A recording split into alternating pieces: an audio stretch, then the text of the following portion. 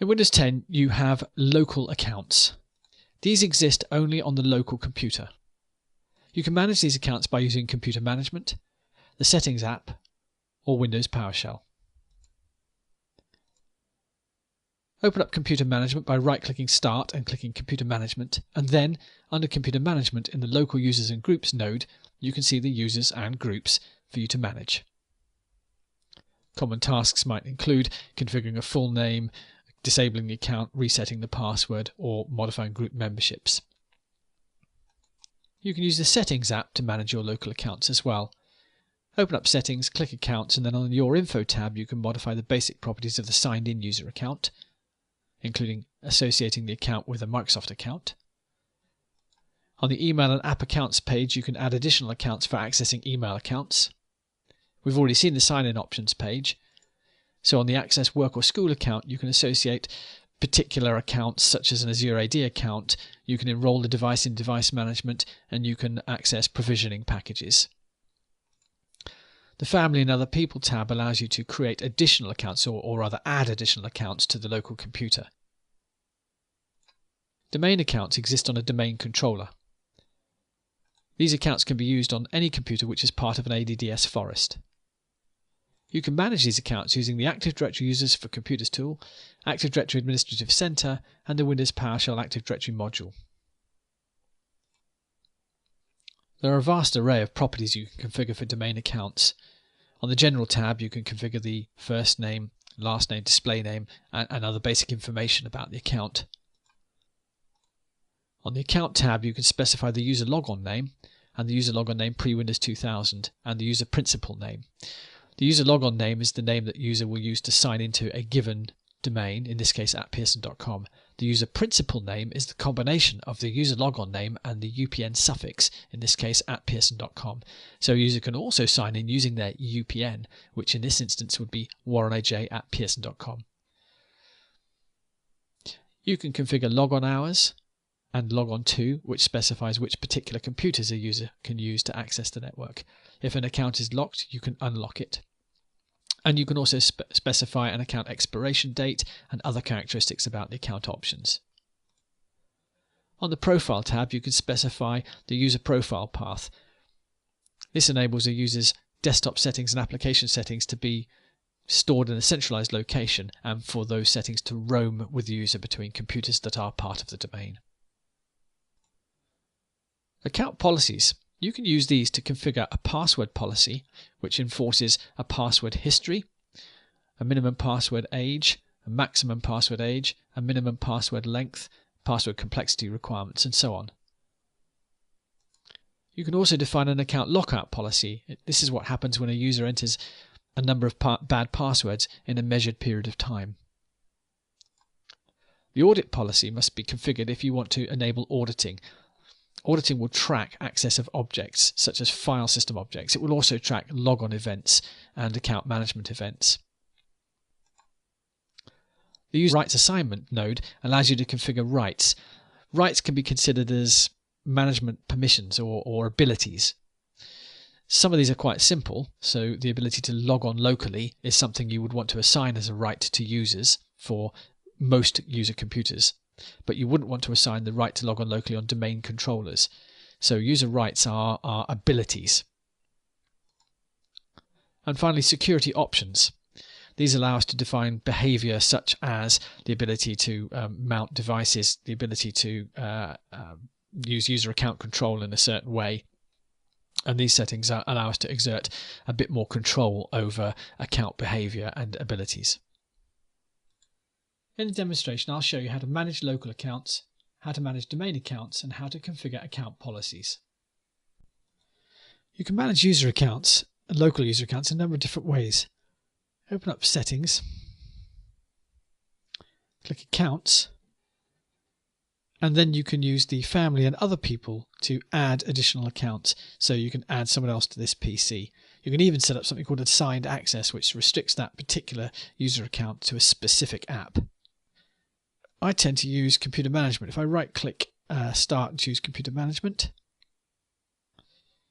you can see the local users and groups that you can configure. To create a new user, right-click and choose New User, and then enter the user's details. That password, and then password properties. If the user account is not going to be used immediately, disable the account and then enable it when it's ready for use. And now I can sign in using that user account. To manage domain accounts, you need to sign in at a domain controller and use the Server Manager tool to access either Active Directory users or computers, the Active Directory module for Windows PowerShell, or the Active Directory Administrative Center. Alternatively, if you've got the remote server administration tools installed on your Windows 10 computer, you can do it from the local computer, so long as that computer is domain joined. The alternative is to establish a remote desktop connection to the server and then access the tools. I favour using Active Directory users and computers, but for the exam you need to be familiar with that and also the Administrative Center. The big difference between local accounts and domain accounts, or one of the many differences, is that you have to define a container for the domain account. By default, users are stored in the user's built-in container and computers within the computer's built-in container. But you may want to create organizational units to give some structure to the way your users are organized. These may be based along organizational lines, such as a department, or along geographical lines. Once you've created your organizational unit structure, you can add users to it by right-clicking and choosing New and then choosing User. And then defining a user ID. Notice that the user IDs, there are several user IDs here. We've got the user logon name, we've got a suffix, which is the domain name, and then we've got a pre-Windows 2000 sign-in name. That's just the name without the suffix. So the user logon name is James. The user principal name is james@pearson.com, and then the pre-Windows 2000 logon name is James, but with the prefix of Pearson/. Enter a password, and then set whether or not the user can change the password and whether it expires. As before, if the account's not going to immediately be used, you should disable the account until it's ready for use. Common management tasks for users include resetting a password, temporarily disabling the account, modifying group memberships. If a user enters too many bad passwords in a too short a period of time, the account will lock out. You can also unlock an account as well. That does not appear here until the account is locked. If I view the properties of an account, there's a lot more I can configure. Aside from sort of generic properties like addressing information and country and so forth, I can also define account properties. These are the user logon names and pre-2000 logon names. I can configure logon hours, which allows me to restrict when the account can be used. I can specify which computers can be used by the user. And there you can see the option to unlock the account if it's become locked. I can also set an expiration date for an account. So if I've got someone who's going to work for the organization for 3 months, I can set end of and then specify, I don't know, sometime in July for the account to expire. The Profile tab allows me to configure a logon script for the user. We don't tend to use that anymore. Rather, we tend to rely on scripts being used through group policy objects. So that tends to remain empty. The profile path is the path that the user's desktop settings will be retrieved from. It's a roaming profile path, and that normally consists of a UNC name that points to a server, and then a shared folder, and then usually we use the username variable. I won't click OK to this because I haven't set up that shared folder, but that %username %variable will be translated to, in this case, James. If the profile path doesn't exist, that's to say the James part of it doesn't exist. So long as the //DC server exists and the /users folder exists, shared folder, it will create the subfolder called James. I can have the home folder connected to automatically by using this option down here, connect. I tend to use drive H for home, and then I would also specify a UNC name to point to the variable %username. And once again, that would change to James once I'd created the underlying shared folders. Group memberships are very important for user accounts. We tend to assign permissions and rights to group users, to groups of which users are members. That means the administrative effort is considerably less. So once you've set up all of your users and groups, it's then necessary to configure account policies. This is a group policy function. So if you open up the Group Policy Management Editor for the default domain policy, you do that by navigating through the Group Policy Management console to the default domain policy and then choosing Edit. Under Policies in the computer configuration, under Windows Settings, you can configure security settings, and the account policies consist of the account policy node, which is a password policy. You can enforce a password history. You can specify a maximum password age and a minimum password age. That prevents users from changing their password to the old password straight away. Minimum password length and complexity requirements, and whether or not passwords are stored using reversible encryption. Generally, you want to turn that off because it's not very secure. The account lockout policy, which is also part of the account policy, determines whether or not you're tracking bad password attempts. So you might want to configure that value here to say the account is locked for 30 minutes after 5 invalid logon attempts, and then the account is reset automatically after 30 minutes. So when I enabled the first policy, it suggested to configure the others. So it's automatically done that for me now. So if a user enters 5 bad passwords in a 30-minute period, his account or her account will be locked for 30 minutes or until an administrator unlocks it. The Kerberos policy is used to describe or to control ticketing.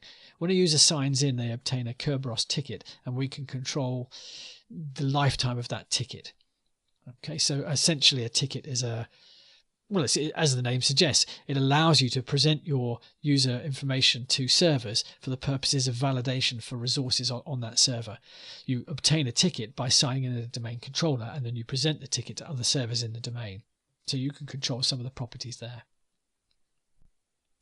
In addition to account policies, you can also set local policies. This includes auditing. By default, auditing is turned off, as you can see here, because it imposes somewhat of a load on the domain controller and on participating servers. Every time a resource is accessed, we have to track that information and report it back to the audit trail. That goes into the security log in Event Viewer. But you can see here that you can audit logon events. The account logon events are domain sign-ins and logon events are local sign-ins. You can audit privileged use, where you try to do something that requires elevation, and you can track system events. Object access is important for the exam. Auditing object access means files and printers. So if you want to track someone accessing a file or a printer, even if that's a failed attempt, you first of all have to turn on object auditing here. So audit object access, you enable that. Then in the file system, you can configure what type of access you want to track. So that's a two-stage process. User rights are the ability to perform management tasks. Some of these are fairly basic, so the ability to change the system time, that might be something you're happy for your users to do. In actual fact, I'd recommend caution, because time is a very critical factor in lots of domain-wide activities. But for example, the ability to log on locally on a workstation is something you probably do want to allow your users to do. Without that right, they can't sign in. But you probably wouldn't want them to have that right on a domain controller. So you'd want to be careful about assigning the allow logon locally right within a group policy that are impinged on domain controller objects. You can scroll through all of these and see all the different sorts of rights. And as I say, they're sort of like management privileges. The ability to take ownership of files and other objects is a good example. So if you have the right to take ownership, even if you don't have the take ownership file permission, you can still take ownership. And if you remember, if you can take ownership of a file object, you can assign permissions on it, including blocking other people from having access. And security options, we touched on this earlier, but you can talk about things like user account control, and you can configure that behavior.